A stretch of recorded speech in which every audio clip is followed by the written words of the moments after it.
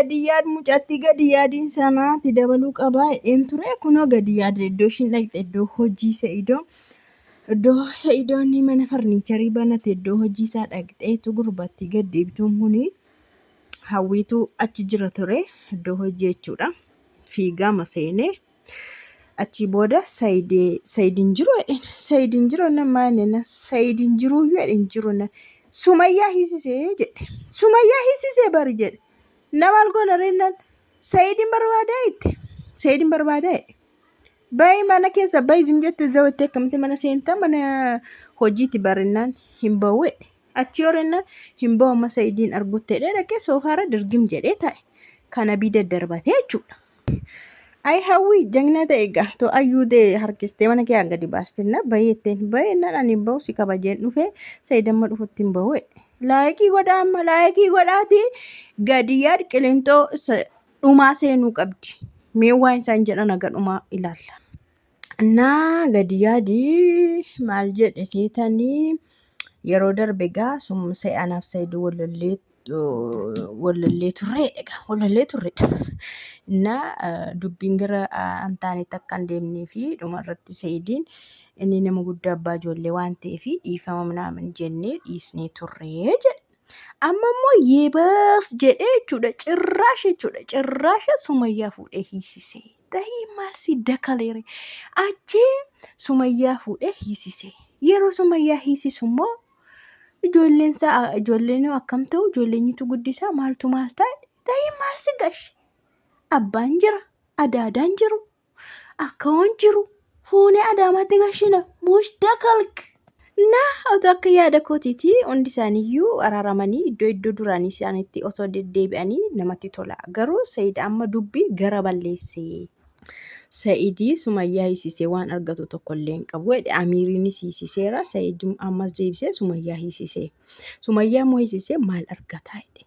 Waan argatu beektaa qoshe. Abbaa ijoollee 2 waggaa 2 dhabe bara. Gattaa'i maal beektati?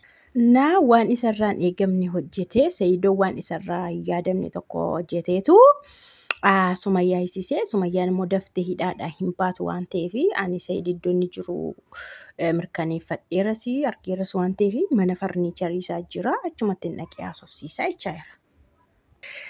Gadi yaada akkatti faxfaxi ishee godheetu naa mana farniicharii sana dhaqu Sa'id jechaa seenegaa Sa'id jechaa hawwii taa'ee jira mana sana keessa.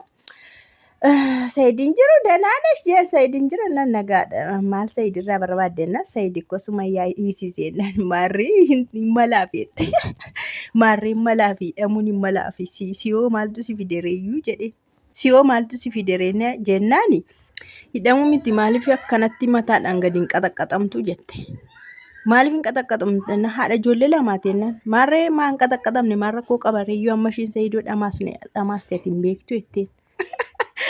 Mana kana keessatti duqeetee daakuu akkasiin goone dafi bahii jetteen. Dafi beekteen. Mucattiin kun garuu bakka hidhamuu ishiiti dhugaa mana namaa ofeeniitii namaa akkanatti doorsisa. Hidhamuu isaati. Bayi narraa bayi of kabaji bayi jennaan akkamittiin ba'a Amiiris hidhamee jira Sa'idoonis hidhamee jira na baga hidhamanii atutti dabalamtee hidhami yookaan hin hidhamtaatis jetteen. Akkas cimaa artee hawwiin kunis. Sumayyaan ganaa hidhamuu miti waan baay'eetu ishee eeggatanna isinii lola dhuunfaa yoo qabaattanii dhimma keessan garuu haati ijoollee akkamitti hidhamti. Sa'idii karaa nagaadhaan akkamitti hin deemu karaa amantaallee karaa jaarsummaallee hin fixatu akkamitti haadha ijoollee fuudhee hiisisaa maal jechuudha jedhe. Naa hawwiimni mana kana kiyaa gotootee gadi sun baasin hin baatu ennaan ani hin bahu amma Sa'iduu dhufuttee dhaqee taa'achi booda dhaqxee bira teessee si maaltu si danqelee maaltu si qoroqqoree maal si gashee waa'ee Sa'idii waa'ee Sumayyaa jennaan nagashaa haadha ijoolleetidha. Amiir hiriyaa kooti Sumayyaa immoo dubartiidha ijoolleeti nagashaa inni dhiira ta'e akkamittiin akkas godhaa. Abeet yaa dhufee mucaan kunii. Ijoolleen sun kan keetii mooyyuu jetteen ijoolleen sun kan keetii mooyyuu kan Sa'id natti fakkaata barii yeroo 10 ijoollee kan jettu jetteen. Ay hawwi si nama sitti tole si gammachiisee Sumayyaan hidhamuu ishiiyyuu natti tole irra gammadeera. haidhamtu gatii mashii argachaa jirti itti hawwiin. Gaafa darbe Said wajjin dubbanneerraa nama kamuu akka miinee Saidis akka Amiriinis akka hidhaadhaa baasu Sumayyaas akka miinee dubbannee ture. Amma garuu Sumayyaa fuudhee hidhaatti darbee. Na baga hidhamte maali waggaa 100 hin faradamu Sumayyaatti baga hidhamte. Na Sumayyaanis yoo hidhamte achi keessatti maan taatuun baatii jenna. Ijoollee sin ilaallatu ni jirra. Bakka amma ndaam carraa bareedaadha. Ijoolleedhaaf ni jirra. Ijoolleen hin dhufuu siimmoo wanti si ilaallatu tokkollee hin jiru jette. Naashi Said dhufuu dide Saidii bilbileennaan ani jaarsa koon jeequ jetteen jaarsa kootti bilbilee jeequun barbaadu. Kanaafuu Sumayyaan hidhamuu baattee nun ilaallatu dantaashitii nun ijoollee barbaanna ammas taanaan araarallee hin barbaannu ijoollee barbaannaa itti qabu. Hawwiin keessan har'a nama taate jagna ta'aarti. Saidii waan barbaadu hamma argatutti duubatti hin deebi'u jette hamma siniin ajjeesuttu jette hamma siniin ajjeesuttu duubatti waan deebi'u miti jette. Anu gadda jedheera kanoo mucattiin gadi yaadjeemtu kanatu Sumayyaa jaallate moo Amiirtu jaallate jedheeramma hawwiinis siinii Sumayyaarra jaalallisi qabe moo maamaraat ta'ati jetteen. Yoo hidhamte maal si laallata siinii ati eenyudha isaa ufti jetteen. Said waggaa 2 guutuu ture ka'ee maaliif amma deebi'ee dhufee jennaanii Sumayyaan heerumuufidha. Amiiritti heerumuuf jirti. Amiir immoo abbaa biddeenaa ta'a. Abbaan biddeenaa immoo abbaa biddeenaan abbaa namaa hin ta'u. Ijoolleen koo ija abbaa biddeenaa hin argin jedheetu Saidoon ijoollee isaatiif ol ka'ee. Ijoollee isaatiif ka'e malee Sumayyaadhaaf miti. Kanaafiyyuu waan si laallatu tokkollee hin qabu waan ta'eef as kee abayyi jetteen. Amma carraa bareedaan ta'ee jira itti hawwiin Sumayyaan hidhamteetti Said hidhameera jammuu fa'aadhaan fidannaa Saidoon rif jedhee taa'aa jette. Dhugaa godheedhaa kottaa jala deemaas jedha.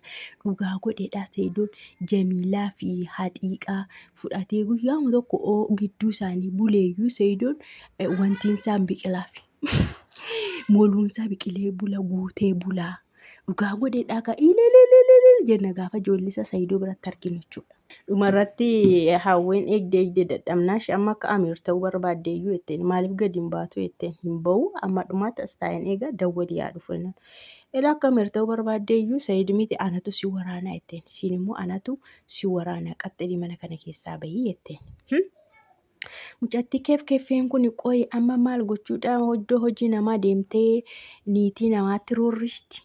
Wayne Saidoo kana qabii qilinxoo buusii adaraa kee maali ishee kana dura qilinxoo Sumayyaa dura qilinxoo kan galuu qabu gadi yaadu ture gadi yaaddu kana gurbatti kana jechuudha.